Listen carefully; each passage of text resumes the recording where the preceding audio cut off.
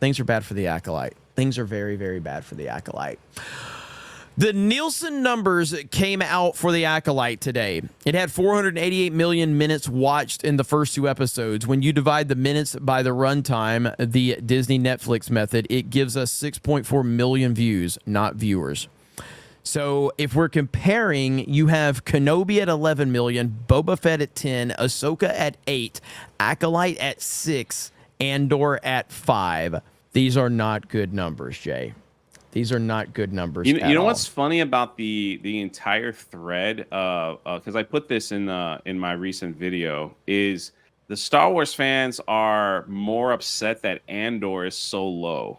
Mm-hmm. Yeah, apparently Andor is the greatest Star Wars show that nobody watched. Like that's what it's all about. So I watched the first couple episodes. It was decent. It was decent. It was interesting. I was bored. Like I get it. Like people like that type of storytelling, so that's probably why a certain group of people really loved it. I just was kind of bored. But a lot of my friends, they're like, dude, you got to give it another chance. You got to give it another chance. And I'm like, I don't know, man. Like it's just, to me, Star Wars to me is just like, it's the gift that keeps on giving. And it's hilarious. But the Acolyte was supposed to be the groundbreaking Star Wars show for Disney Plus. It got all the hype.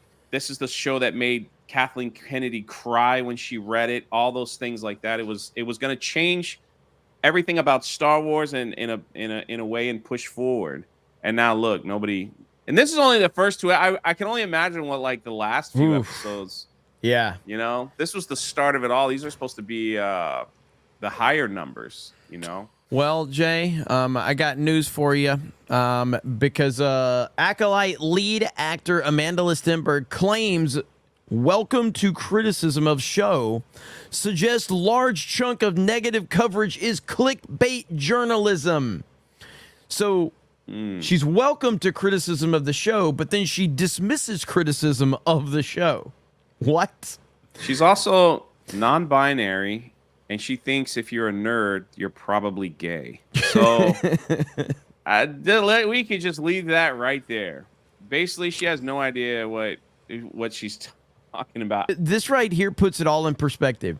So on one hand, I'm welcome to criticism of the show, suggests a large chunk of the coverage is clickbait. Here's what ultimately happened. She probably saw some criticism, okay, some fair criticism, and then she saw a Mike Zero video. And she decided it's all clickbait journalism.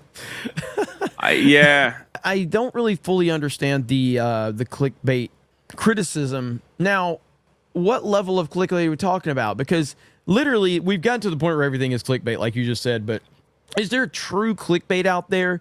Yes, if you actually are teasing a story that has absolutely nothing to do with the video, then that's clickbait. But if you're saying that hey, well, you made me think it was something more than it was, well, guess what, man? That's the internet for you.